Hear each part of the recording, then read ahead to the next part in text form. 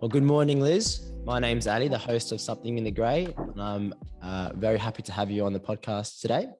We'll get stuck straight into it, into the deep stuff. So you are the granddaughter of Natalia, Olympic medalist. You are the daughter of a pole vaulting coach who coached Stephen Hooker to the gold in the Sydney Olympics. You are the niece of an auntie who's an Australian record holder and also former Olympian, and your older sister is also a pretty esteemed pole vaulter herself. That is a very highly proficient and sporty family. Did you feel those pressures when you were younger, or was that something that wasn't really bothering you? No, not really. Like when you list all those achievements and I guess special moments in my family, it's kind of just normal. Like I feel like just being raised in that environment, I don't have a sense of pressure or expectation on myself. It just kind of is the way that our family was. Awesome. My family definitely didn't excel that much, to be fair. Was pole vaulting something that you were forced into, or was just a natural type of organic growth into the love of the sport? It was definitely organic. So my sister wanted to start pole vaulting after the 2000 Olympics when she saw my auntie compete. She was 10 at the time and I was 7. And so she started going to training and I just kind of got dragged along as a 7-year-old girl to play in the sandpit. And that's how it kind of started. I'd sit there and play, read my books, and then I eventually would just like get involved and started joining in and started really liking it and realized I was quite good at it. And so it kind of just naturally happened where there wasn't you're doing this because we've all done this or we're an athletic family. It was just kind of like I was at the track and so I just got involved and that's just how it all happened. Beautiful. And you've just got the older sister, or do you have other siblings as well? I've got an older sister, Vicky, and then I've got 2 younger sisters who are twins and they are 17. Beautiful. Yeah. Now, I did see a video a few years ago that said that your older sister was one of the main people that supported you throughout the journey. Do you think because she has that pole vaulting history that it was easy to relate, or why do you think your sister was always the number one go-to? Well, we are like the best of friends, like on and off the track. And I think obviously because she's kind of been through it all before me with the ups and the downs, she had a lot of experience and guidance when I had difficult moments with training or even off the track. She was just kind of like a support pillar for me. So yeah. No, that's good to hear. And it's always important to have a good support network, especially with an individual sport like pole vaulting. It's, it's a solo sport. So I can imagine it gets quite lonely and isolating at times. Is that something that you've had to struggle with, or? To be fair, it's funny you ask. I was thinking about this the other day. So I'm a Taurus and I love my alone time. I love being at home, like me just doing my thing. And like pole vault is lonely. It's definitely lonely because it is an individual sport, but it kind of suits my personality. Like I like the fact that it's my thing and I'm on my own doing it. Like it's my quiet time.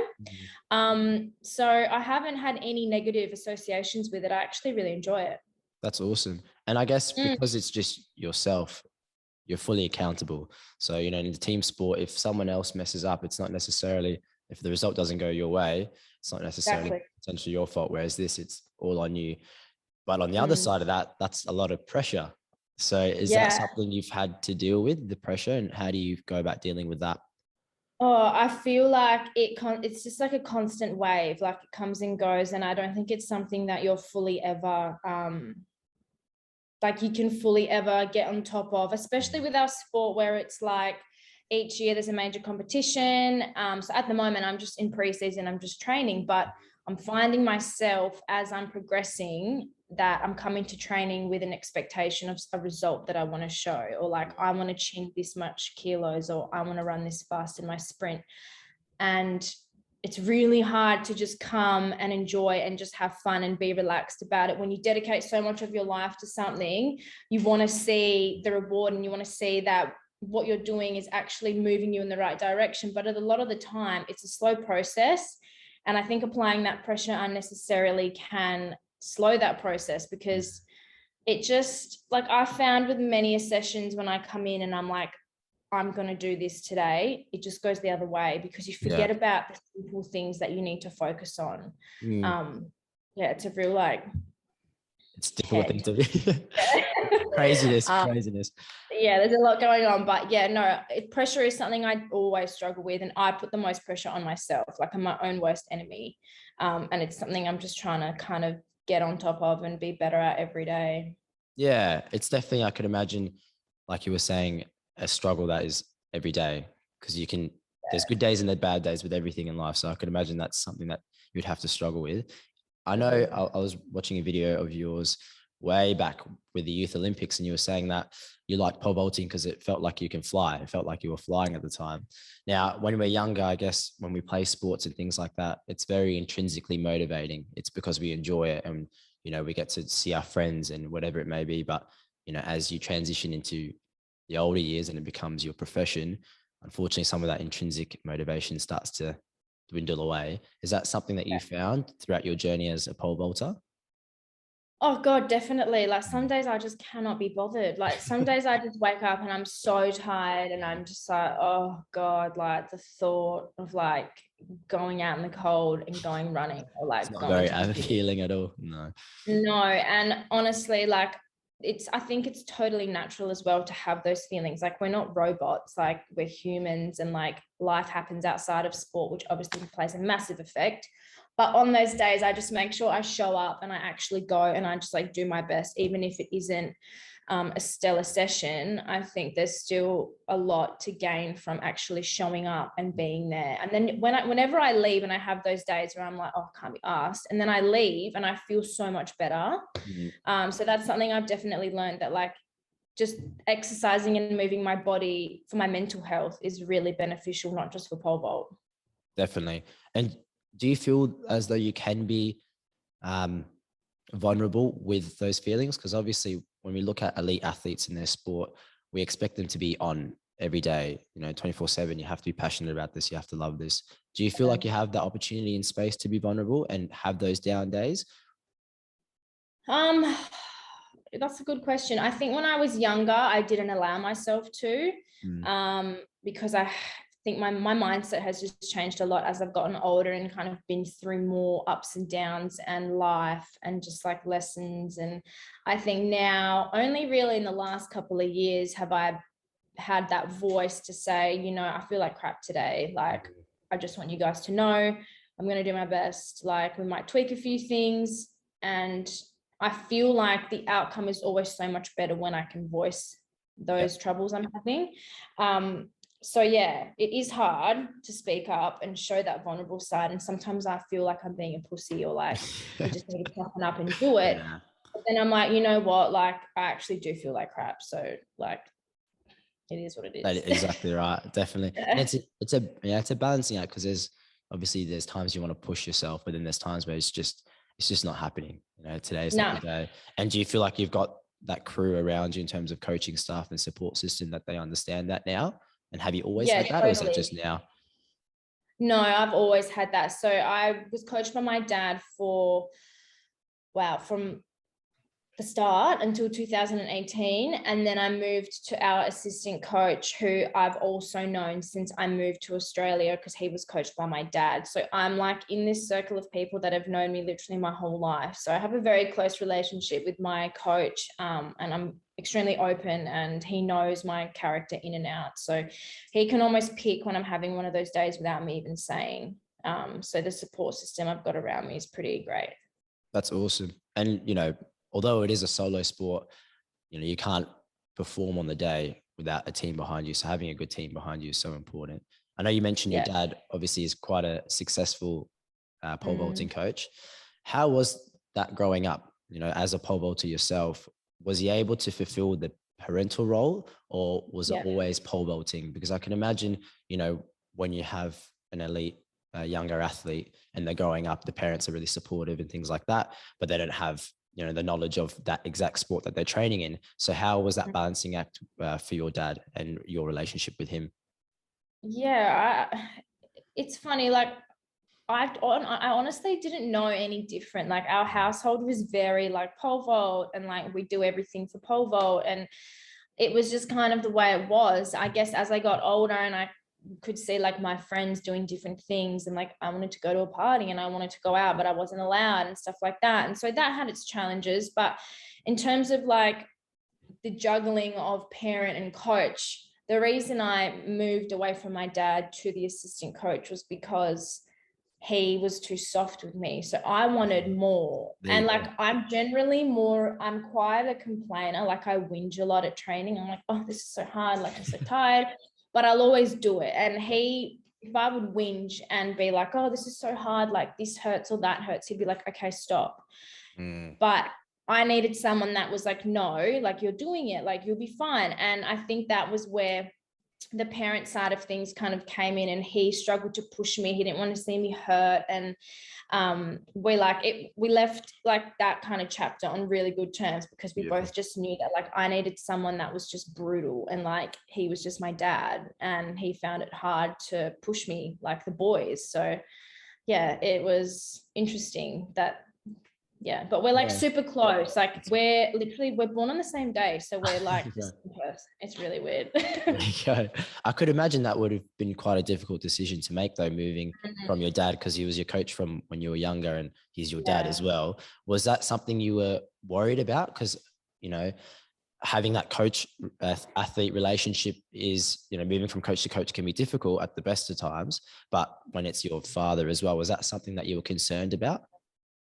Thankfully, we all worked. So like my assistant coach still worked with my dad, and we were all still at training together. So it wasn't as though I'd moved state or country where like that connection was cut. He was still there, and still to this day, I speak to him like every day about training. Like it's one of those things that just because that title's gone, I still use him as a mentor and for so much advice and technical cues and everything like that. So it wasn't really that crazy of a change for me. That's good to hear. And it's good that you still have that relationship, because I can imagine in some instances it can be a bit of an awkward thing to leave your father as a coach and move on. Yeah.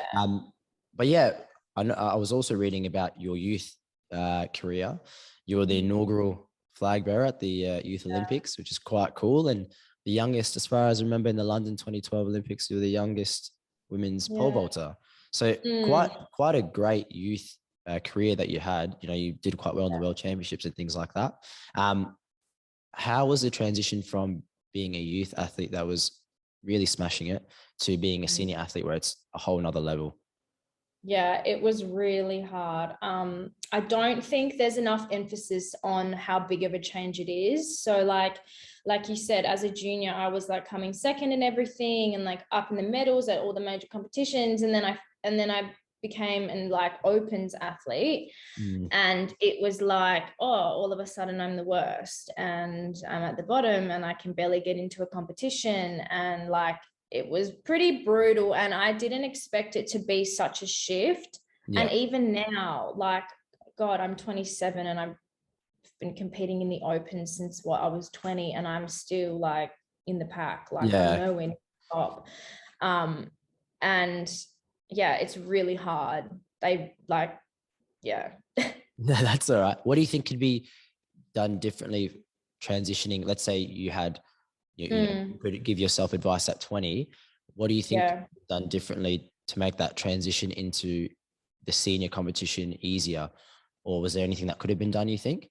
I think like Australian athletics in a whole really pumps your tires as a junior. Like they funnel heaps of funding, heaps of like which is so important. Like, don't get me wrong, like without junior athletics there are no seniors, but I think they over glorify junior performances, and they kind of blow your head up to think that you're like top thing, and then you go into the real world and it's like, oh wait, no, you're really not.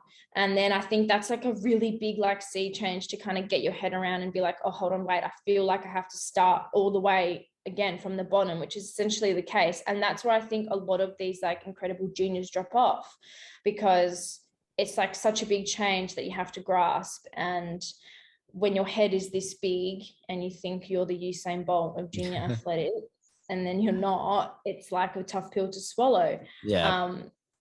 So in a way, I'm kind of like, yeah, I did all those things as a junior, but at the end of the day, it doesn't really mean anything now. Like, I'm a completely different athlete, and like, no one, I mean, it's hard to say, because like those achievements mean a lot, but then they also don't when you're like an open athlete. Like, no one talks about that you were the flag bearer. They don't care. No, Yeah.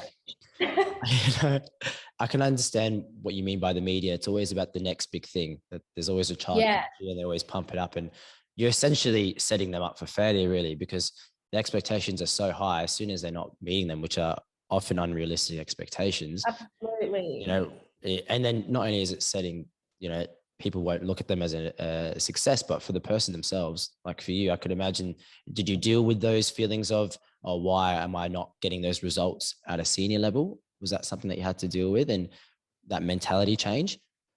God, yeah. Like, and I think also because I was so focused as a junior athlete that I was like, this is it, there's nothing else, like this is my life, that then once I was 18, 19 and transitioning into becoming a woman and leaving junior sport, I was like, hang on a minute, I want to go out, I want to party, I want to like I want to do things that girls my age do and have fun. And that also derailed me, because I was like, I've spent the last, from when I was 10 to 19, 9 years, this is like going, that I was like exhausted. I felt like I needed a break. So then I went and enjoyed this other part of my life. Had I not of gone down the partying path, I'm sure my results would have been different, but they may not have, because I was drilling the same thing for 9 years and I felt like I needed a break. So perhaps if I started a little bit later, when I was like 16, 17, my longevity would have kept going. I don't know. Like, it's all could have, would have, should have, but I can imagine it's quite difficult, because like you were saying, you have to make so many sacrifices as as a teen and a child, that you see your friends going to things and you can't go because you have training. And then when you go so far one way of the sacrificing and everything like that, as soon as you hit an age where you can go out and have a good time, you want to have a good time. Don't worry, I have too much of a good time. So it's difficult though, because I could imagine as a young athlete, to get to that elite level, you need to put that work in, but it's that balancing act where you don't put so much work in that you feel burnt out. So I'm not sure how you can sort that. What do you think you could do, or what would you have done differently? You think a bit more of a balance? Definitely more of a balance. I think I like really tipped the scale one way, where it was just like pole vault, and then I just kind of rebelled from it in a sense. Had I have had more of a balance and maybe been a bit easier on myself and not pushed for all those achievements, it would have been different. But then, like you said, like, you just don't know. Like, maybe if I didn't push so hard, I wouldn't have achieved those things and I wouldn't still be here. Like, maybe I would have just been like, oh, you know what, like, I'm not getting what I want from the sport and I'm out. So there's so many ways. That's true. How was your family at that time where you started to rebel? Your dad, as the pole vaulting coach, was that when he was putting more of his pole vaulting coach hat on, or was he more of a parent at that time and understood that, all that dedication and time, you had to make those sacrifices? You're now enjoying some of the freedoms that you have. I think they definitely understood where I was coming from, and I almost feel like it was going to happen at some point, that like I would just kind of be like, see ya, like, I'm going to go party. But the thing is, I still came to all the sessions. I still did all the training. My performance and level of training obviously just dropped. And I think that was frustrating to them, because they were like, you're coming and it's like half-assed. And I'm like, yeah, but, it was just like a big mixture of lots of emotions and feelings. And I mean, I do have regrets. Like, I wish I didn't do that. I wish, I made the most of those years, but I also had so much fun and like really grew as a person and like a person outside of sport, and made amazing friendships that I still have now, and learned so many lessons as like a woman as well, that I don't think I would have learned had I have not done those things. So, but no, my parents were super understanding. I think they just like, they knew it was going to happen, and they went through a similar thing with my sister. So it was kind of like history repeating itself. And that's good to have your sister there, that she could, give you the advice and the guidance. Did she help with, I guess, realigning your focus, or how did, at what point did you calm down on the partying and start to focus back on the athletics? I feel like in those couple of years, we grew apart a bit. So like we were really close when we were younger, and then we grew apart for a couple of years there. And I think maybe from like 18 to 20, 21, and then like we became best friends again. I actually don't even know why we grew apart. I think just like life. But she definitely was like, you saw what I did, like, don't do the same stuff that I did. And like, it definitely pulled me back. Like, she was way worse than I was. So that was good. And I kind of learned those lessons, seeing the way that she behaved and like the way that it affected her pole vaulting, that I was able to learn and make those changes for myself. At what point was that refocus into the athletic career? So I reckon it was when I broke my leg. So I broke my leg in 2016. And that 2016 year, though, to be fair, I pulled my head in and I was like, yep, I'm going, like, I'm doing this. I want to make Rio. And then obviously I had that horrible accident, which pulled me away from really training properly for 9 months. And in that period, I was just like, okay, like, am I going to do the same things, or am I going to be like an athlete and actually really push for this? Because I know that having that injury, like, it really broke my heart and showed me how much I loved being an athlete and being a pole vaulter. So I'd say that was the real turning point. Yeah, sometimes I guess it takes something to be taken away from us to really understand the value of what that brings to us. Talking about that injury, that must have been quite difficult. You were in quite good form leading up to Rio. Obviously 2012 Olympics, you were quite young still, but Rio, you had matured a bit. How did you go about dealing with that? That would have been quite difficult, I could imagine. Yeah, so I think it was obviously like the worst time ever, because as we spoke earlier about like transitioning from a junior to a senior, that was kind of like my moment to get my groove back, because I was having a good season and I was very confident I was going to make that team. And then for that to happen, that essentially set me back, another like year and a half. So then that pushes me into my mid-20s. And so then I'm like, okay, well, like the clock is ticking and I'm not getting any younger. And it really just like showed me what I wanted, and that I really had to commit to, the rest of my athletic career, which, isn't going to last forever. I'm 27 now. I'm getting closer to the end, I'd say, than the start, certainly. So it really woke me up to be like, okay, I need to cherish and push for these few years, or however many years I have left. How did you deal with the injury itself mentally? Because it's not only, stopping you from doing what you love to do, pole vaulting, but it's a broken leg is quite debilitating in your day to day. So run me through how you felt, straight away. Because I saw the footage of you getting wheeled into the ambulance, and it's quite heartbreaking. I could imagine all the thoughts about the hard work, because was it April of 2016?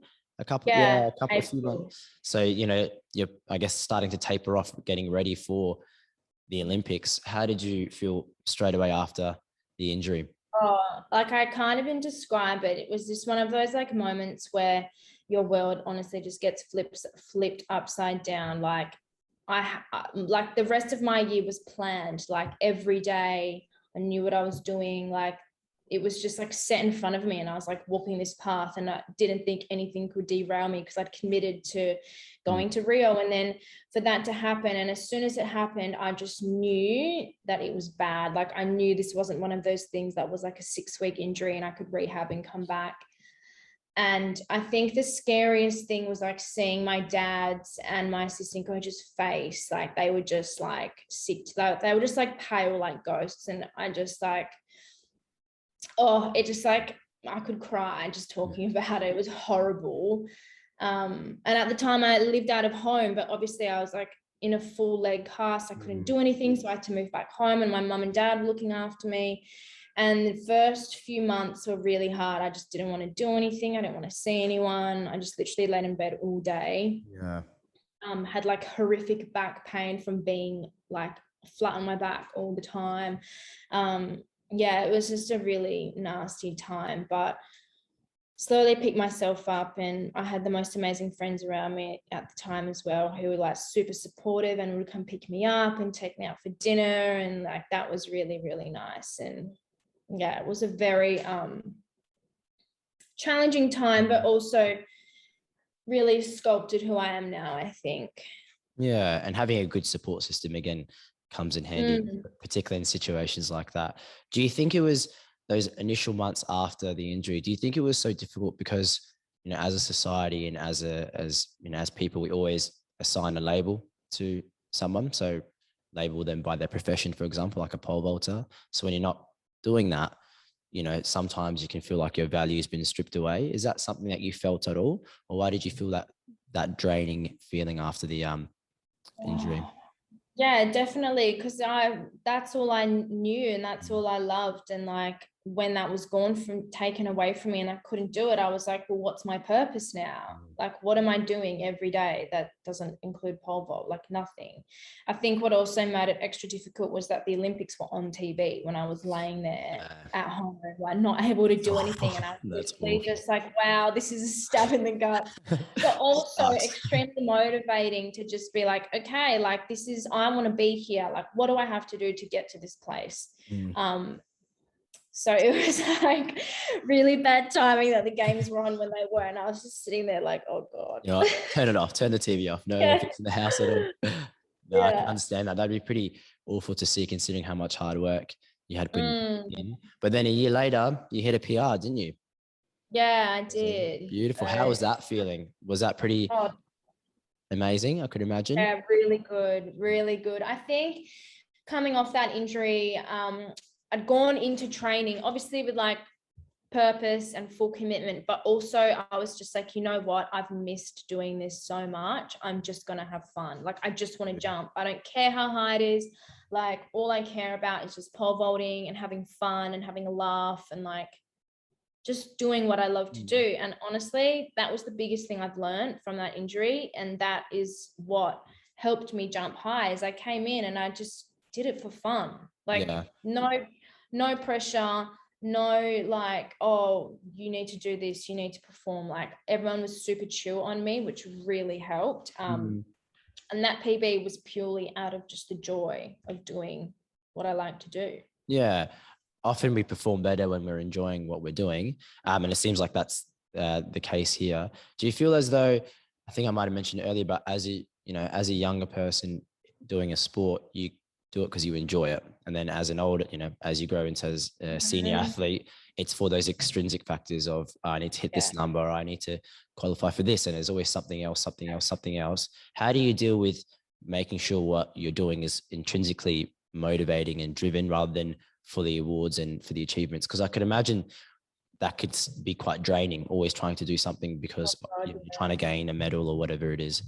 Yeah, so I don't know the answer, and I think everyone's different in terms of like what the sport means to them in that period of their life. So when I was a junior, it was fun, and then in those early 20 to really, I guess until 2017, 2018, it was like, okay, if I don't jump this height, like, I'm going to lose my shoe contract.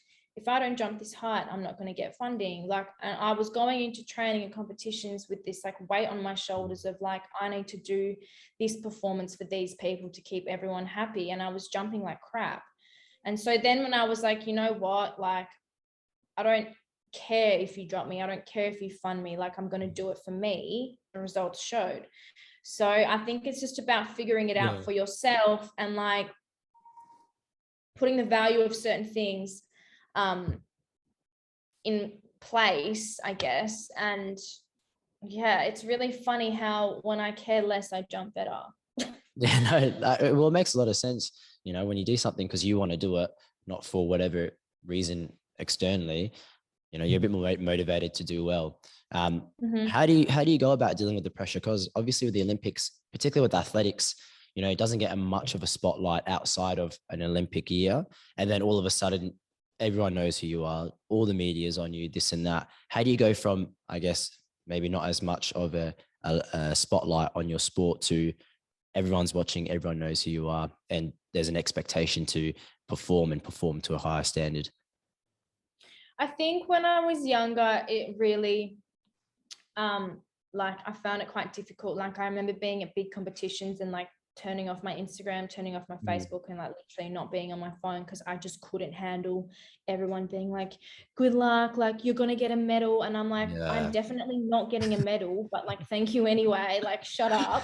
But now that I'm older and I'm kind of at peace with like where I'm at and what I'm doing, and I'm just like super grateful for the support, and I can read those messages and be like, oh, that's so sweet. Like they've got no idea, but like, thank you.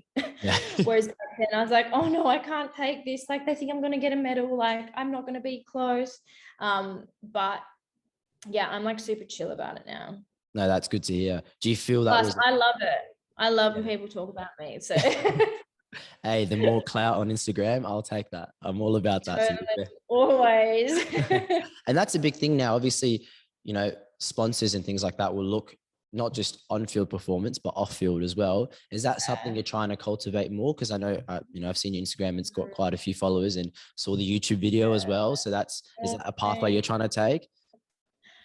Yeah, so I've always been a little bit, it's funny because I'm not a shy person, but I've always just been a bit shy and cringy about the whole like social media and like talking into your phone, and I just can't handle it. But then I was speaking to my agent and she's like, you've really got to push it. Like you need to push all like avenues, you need to speak into your phone. Like at the end of the day, it's not cringe when you're making money. And I'm like, well, that is the truth. So you say it like that, it makes a lot of sense to me. Yeah, I've just kind of swallowed my pride and really tried to push my social channels and I guess like go down that influencer path, so to speak. And it's crazy because I'm actually working on a couple of deals now, which like I would have never gotten if it wasn't for Instagram. So that's exciting. So I'm like really looking forward to that, and it gives me confidence to just like keep on going with it. But the biggest thing I find challenging is just being yourself.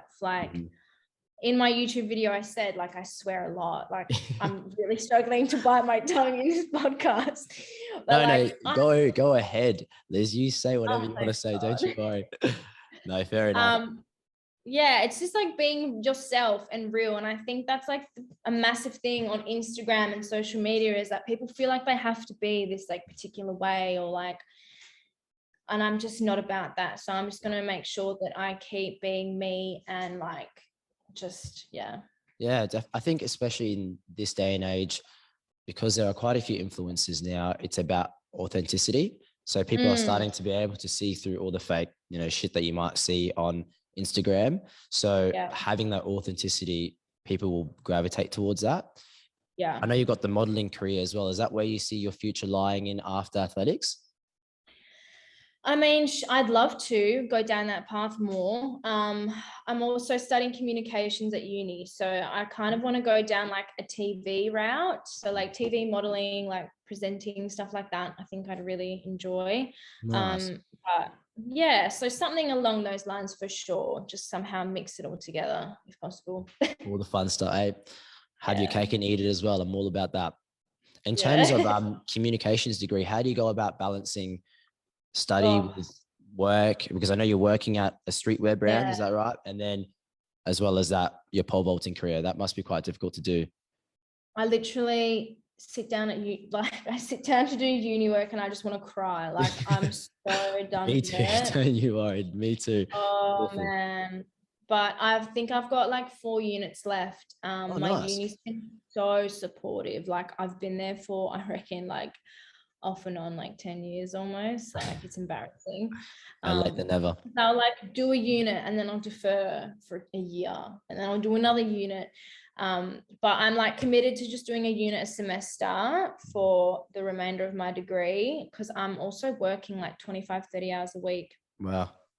At StreetX, because like I need to live, like I need to pay bills and rent, and like I like nice things. So juggling it all, juggling it is a real pain in the ass, but I just feel like you just got to suck it up and do it. So do you think, obviously, because pole vaulting is not as a well-known sport as other sports, for example, that the money isn't quite there, if that was your main source of income, would you prefer that, or would that make it too much, do you think? It's funny. So when I was younger, it was my only source of income as a junior. I got paid quite well, that I didn't need to work or do anything else. And it was good, but it was like boring. Like I trained for like 2.5 hours a day. And then what do? I would just be like, hey, who wants coffee? Like, who wants lunch? Like, sit at home. And I found that for me personally, experimenting with like working, not working, I'm actually a lot better as an athlete when I've got a routine and a regime that I'm following. So yeah, it's difficult, and I could definitely work less at the moment, but I'm enjoying it. Like I love what I do at work, and I have so much fun, and I'm getting a lot of like reward from it. So I don't really want to cut back. But yeah, I work better personally with a busy schedule for sure. Definitely. You know, for me, I definitely need things planned out, and I like to be busy. Otherwise, when I've got too much time on my hands, nothing gets done, unfortunately. Totally. In terms of your work with Street X, is that correct? The name of the brand. What's your day-to-day looking like? What are you managing there? Yeah, so I'm at the warehouse. I pack online orders, and I answer like emails of like customers. What else do I do? I set up releases for the online store. Nice. So I'm doing lots of things now, which is good. When I started the business, I was only packing orders. And then now, since I was away, actually, I learned a lot of stuff on the computer, so I could still help and work when I was away, which was super handy because I had so much free time. So now I'm kind of doing a bit of everything, and we're so busy that like when I'm there, I really enjoy it because I'm not thinking about pole vault or like sport. I'm just there to focus on my job because it's important. And then I leave, and then I focus on pole vault. Otherwise, if I'm not working or doing anything apart from sport, it's just constantly milling over in your head, and it's just draining. Yeah, I could imagine. And now that you're preparing for Paris 2024, how's that all been going? Because obviously it's a shorter prep. How's that been going? Well, it's just started. Taking your time. Yeah, no, I've been back for like 6 weeks now, slowly getting into things again, and I'm like feeling good. I'm healthy. I just know I'm gonna blink and it'll literally be here around the corner. Like it just happens so fast. But there's a few competitions before Paris. We've got the Commonwealth Games next year, and we've got World Championships next year. So I'm going to be quite busy before Paris, hopefully making those teams too. Beautiful. I did on your, I think it was a recent Instagram Q&A, you said after Paris 2024, you might just ghost athletics. So where's your head regarding that? Do you think this is potentially the last run, this Commonwealth Games, the World Championships, and the Paris 2024 and right into the sunset? My mind says yes, but my heart is like, I don't know. So like, I've kind of said this since 2018. I've been like, oh, I'm just going to like finish the season and see how I feel. Yeah. And come back. And then I come back, and then I come back, and then I'm like, okay, I'm still here. So I don't know, like physically, I feel like I'm only improving. So it would be stupid for me to stop. Mentally, I'm enjoying it. So why would I stop? I think it'll be the case of when I don't enjoy it anymore or my body breaks. At the moment, both of those things are fine. So we'll see. So I think after Paris, I'll have a serious think, just because I'll be 30 that year. And, you know, I want to have a family and like do all of those things as well. And unfortunately, that isn't a clock too. No, yeah. So there's so much to think. No, unfortunately not. Now, in regards to the most recent Olympics, how did you go regarding the preparation? Because I could imagine, you know, you're preparing for 2020. Everything is structured to peak at that Olympics. You know, you got your training blocks and things like that. And then you start to hear, okay, it's going to be pushed back a year. And then you don't even know if it's going ahead. How did that make you feel mentally? Because I could imagine that would have been quite a struggle to stay motivated for training when you don't know whether you're actually going to compete. Oh God, yeah. It was a real shit show. Like we were like periods where we were training at home. Like I had like a garage gym set up with like the bare essentials, doing squat on like wobbly bricks. Like, and I'm like, cool, I'm meant to go to the Olympics and I'm training. Like, And it was hard. Like we went away for like 3 months before the games because like we were scared with border closures. We didn't want to come home and be locked out to go back over east. So like it was just a lot of like, and I'm an extremely regimented person. And so having that like unknown of like, I have a plan, but it's probably not going to happen was really hard for me to kind of stay focused. So it was honestly just a roller coaster. Like I'm so ready for COVID to be done. Yeah, you and me, don't you worry. It is awful. It's been awful. And then you had issues with COVID when you went over to Tokyo. Can you explain to me what happened there? Yeah, so my teammates, we were at this track. We got to do like a walkthrough of the stadium, and like all the pole vaulters are super friendly with one another. And my teammate Curtis saw the American pole vaulter. And he was like, hey, man, like, how's it going? And like Curtis ran over and they hugged and he like spun him around and like hadn't seen each other in so long and everyone was hugging. And I was like, cool, whatever. Like, I'm just going to go walk around. You're going to do me. Yeah, standard. And he wasn't like, the American wasn't wearing a mask and we all were. And so I just walked off, like didn't give two shits. And then later on, they were like, oh, like this American guy's tested positive. And straight away, I was like, oh my God, like they all hugged. And so then they all had to get tested and they got taken out of the village into a hotel. So they spent the rest of the game, I think they were in the village for like 3-4 days. And then they spent the remaining 10 days in like essentially hotel quarantine where they were only allowed to leave to go to training and to go to the competition. So that's awful. Thankfully, I got out of it because I didn't hug him. Otherwise, I would have died. That would have been awful. That's awful preparation for the Olympics. How did you feel? How did you feel with the whole Olympic setup? You know, compared to 2012, where you had crowds and everything like that, and then you know you don't have your family there, you don't have crowds, everything's really a bit crazy. How did that make you feel mentally as someone that's quite regimented? All that uncertainty, I could imagine quite overwhelming. Yeah, it was just draining, like super draining, the whole experience like for me. Like it was like going to the Olympics is obviously amazing, but because I've got this comparison of what I experienced in 2012, it was extremely like anticlimactic. Yeah. Just the whole thing, like for me, London was like this celebration and this amazing event where like everyone comes together, friends, family, athletes, like it's about you, like, you know, and then Tokyo is like, cool, you're on your own. And that's that. Like, it just wasn't as, I don't know, it wasn't as, I think that's what the Olympics is as well. It's not just the competition, it's the whole ceremony of like being an Olympian. And I feel like we didn't get any of that experience this time around, which was unfortunate. But in saying that, like the game still went ahead and they did an amazing job with what they could do. And for what it was still incredible. So hats off to them. Yeah, I could imagine it would have been quite frustrating though, comparing 2012 to this Olympics. And, you know, like you said, it still went ahead. So it did give you the opportunity to showcase your skills, but maybe not in the best environment that you would have liked. And then when it came to your actual event,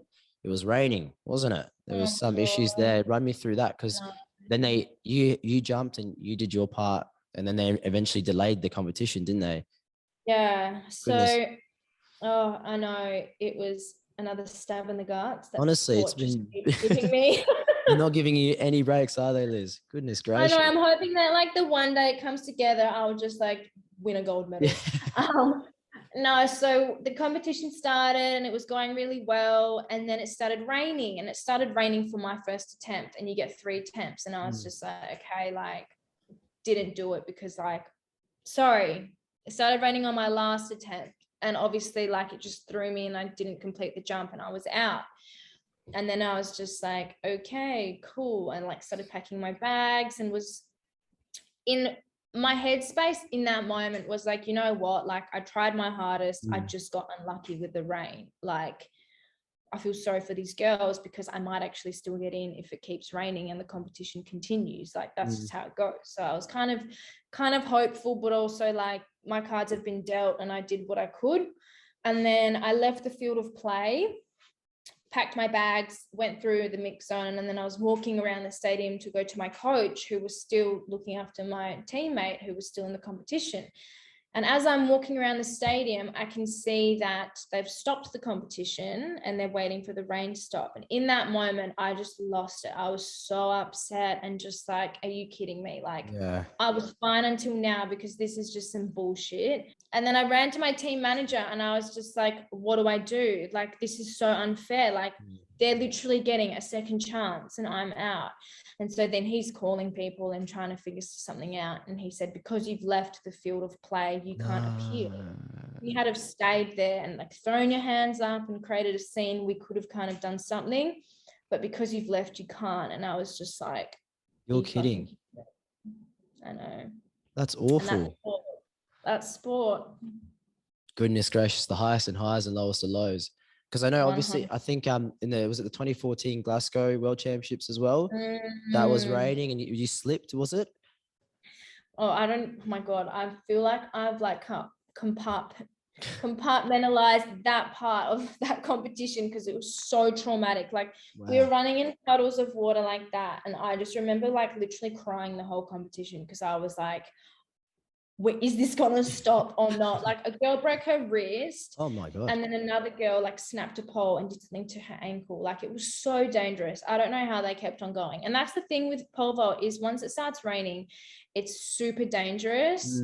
And like everyone is gonna jump like crap in the rain. That's just how it is. With the sport itself, it's quite interesting because you get 3 shots at, clearing the bar. Let's say you've missed the first couple of shots. Where's your headspace? Because obviously, do you remember the jump and do you try to correct the mistakes or do you just reset and go again?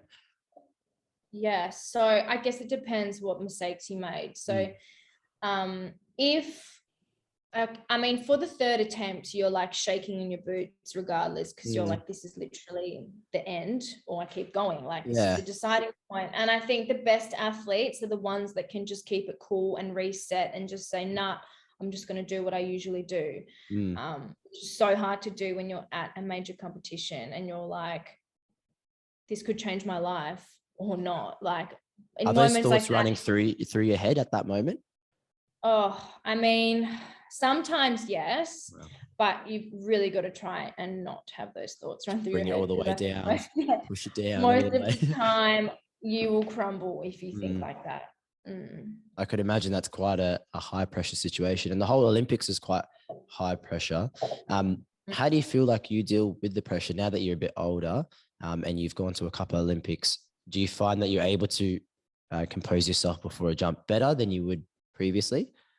Yeah, totally. I think the biggest thing with pole vault and athletics is just having those experiences and like having those occasions under your belt. So like when I went to London, I was literally like this the whole time. Yeah. Just like, oh my God, look at this girl. Like she jumps this, like she's my idol. Like, and now I'm just like, oh, hi, how's it going? Like, whatever, like don't bat an eyelid. And I think it's really important to have those exposures to like gain that confidence and be like, hey, like they're actually no different than me. Like we're out here together. Like I want her to do well. If she jumps amazing today, good on her. Like she's worked her ass off. So my mindset has really changed in that area. And I think that definitely being to many massive competitions, it has helped me a lot. The older I've gotten to just stay a bit more chill and calm and not be so consumed by the occasion. Yeah. Do you feel as though you've been able to deal with the media around these major competitions better? Because when you watch the Olympics, some of the media members are savage. You don't even get a chance to have a breath when they're interviewing you straight away after. Oh, I know. In your best moments and your worst moments, they put a microphone up to your face and ask for your thoughts. How do you feel dealing with that? And is that something you've worked on getting better? I think that's just an age thing as well. Like I'm pretty brutal anyway. So if they were to ask me something that I was not happy with, I'd probably just say something wrong and get in trouble later on.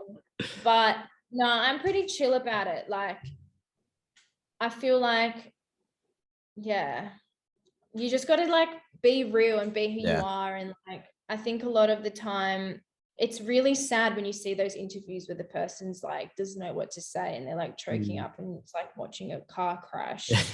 And I think the media needs to just pull back a bit and like assess the situation before going in. Savage. Yeah, definitely. Well, considering you've got the history as an Olympian and you're going to communications, I guess you'd have that, that background knowledge to be able to know when to pull away and things like that, which would be good in the future. Just moving back to pole vaulting and the competitive nature of it all, how does it feel when you train with someone that's your direct competitor? Because I could imagine, is that an awkward or weird dynamic, or how do you go about dealing with that? It's not awkward or weird. Like, I mean, my teammate is the Australian record holder. So like, she's the best of the best in Australia right now. And that's, I think, so amazing that I get to be in a training environment with that around me. So I've really tried to flip my mentality about it. Like when I was younger, it was obviously like, no, I want to beat you. Like I want that to be me. But now it's like, kudos to her. Like she's worked her ass off. And I'm grateful that I'm in that environment and I have something to strive towards. But at the end of the day, to be fair, like I'm my own biggest competitor. Like I don't really compare myself to other athletes because pole vault is an individual sport. And my biggest goal as a pole vaulter is just to be the best pole vaulter I can be, whatever height that is. It doesn't matter what it is to anyone else because that's my achievement. So no, fair enough. And that's a good mindset to have, because that means you're always driven by yourself rather than trying to reach someone else's, number or whatever it is. So definitely for longevity as well, I could imagine that's a healthier mindset to have. In terms of legacy, in 30, 40, 50 years time, is that something that's important to you? And how would you like to be remembered? Wow, I've honestly never thought of that. Because obviously, as we grow up, in society, like I was saying, there's always a label that we give into someone depending on their profession or whatever it is. And as someone that doesn't really believe in labels, it can be difficult to try and shake that off. But is that something that you're wary of? Do you want to be remembered as Liz the pole vaulter, or would you like to be more than just an Olympian? I think I will always be Liz the pole vaulter in some aspect because like it's been such a big part of my life. It's such a big part of my family. And whatever happens in the next phase of my life, I'm going to use pole vault as a leverage and work off that career and what that has given me for the next chapter of my life. So I think it'll always be something that is a part of me and my name or label. But I'm hoping that like in the next part of my life, in my next career, whatever that will be, I'm excited to like be a different person and like have a different label. And like I think that's just like a super amazing thing that I honestly get to have two careers. Like I almost get to have two lives. Like once I'm done with pole vault, like I'm so excited and nervous and scared for the next part of my life because like I can literally be whoever I want and do whatever I want. And it's like, I don't know, it's so cool. Definitely. Like you said, you get to live two lives. So that's a very awesome thing. I know you said you were wanting kids in the future. At what point do you start to think whether the sacrifice of being an elite athlete is worth, the kids? Because as an elite female athlete, there's sacrifices that you have to make that an elite male athlete doesn't have to make. So is that something that is in the back of your head now? Yeah, definitely. Like, and I hate that that's something that like women have to deal with and men don't. I would love to just pole vault until I don't want to pole vault anymore and then have kids. But if that was the case, I'd probably pole vault till I was like, I don't know, like couldn't walk. Do you know what I mean? Like it's a massive, massive part of like a decision that women have to make as athletes. I'm definitely like, but then I'm definitely not there yet by any means. Like I still really want to enjoy like being an athlete and then post pole vault, like being just a normal woman for a little while. But yeah, I definitely want like kids eventually. Yeah, no, fair enough. And I think, any child that's born into that family, considering the long line of pole vaulters and Olympians, there'll be some pressures on them. Have you thought about how you go about not putting that pressure like your parents did? Or your parents did a good job at not doing? Well, I'd definitely be putting them into a sport with money to start with, like golf or something. Smart. Forward thinking, very smart. Yeah. Oh, I don't know. Like, I want to be chill. Like, I'd want my kids to do whatever they want, whatever that is. I want them to obviously have healthy lives, like be associated in some sort of sport. Like, my partner's done a lot of like mixed martial arts and jiu-jitsu and all of that, and like he still does that. And I think not only for a career path, being an athlete, I think just being involved in sport is like so important for kids and even adults, just for mental health and like being outside. Like, it's just so many benefits from it. So definitely some sort of sport involvement, whether that be a career or not, that's totally their choice. Definitely. Well, look, I think you've got it pretty sorted. Thank you very much for your time, Liz. It's much appreciated. I hope you enjoyed the chat. Yeah, I did. And I hope everything I said made sense and I wasn't just mumbling along. No, don't worry. It did. But no, I very much appreciate your time. And I'm sure I'll see you on the screen sometime soon, whether that's modeling or whether that's pole vaulting. Thank you. I really appreciate it.